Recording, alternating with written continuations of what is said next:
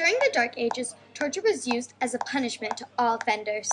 This meant that it didn't matter whether they were spies, traitors, or thieves. Torture was still usually involved with the punishments.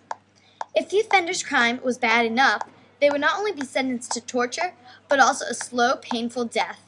Most punishments were given in the town's main square. This was a lesson that showed the villagers what could happen if they did the same. The whip. Although it might be seen as a small torture device, the whip was very effective. From Egypt to France, the whip was a well-known menace as a torture device. In the Netherlands, young children were chosen to punish the victims. They were brought up to become great, strong executioners. People believed that it was a grand idea, so they could be better executioners someday. Even the unjustest pirates used whips to punish offenders. The ball. This was totally psychological. The victim would be put up against the wall, in a good case with ropes, in a bad case with nails. A small ball would be tied to a string that would come down from the roof of the room, hitting the person's head continuously.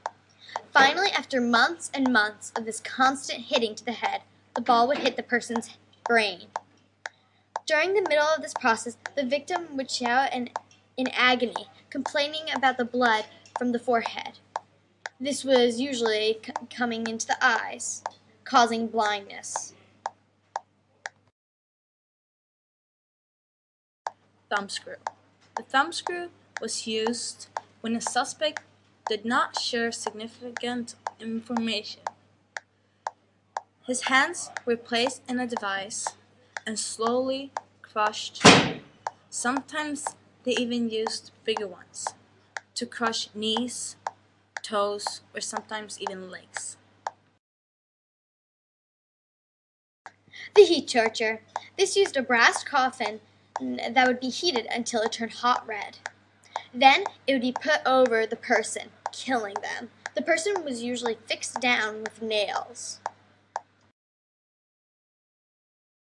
Exposure. It was used for witches. They were fixed to the ground using iron nails.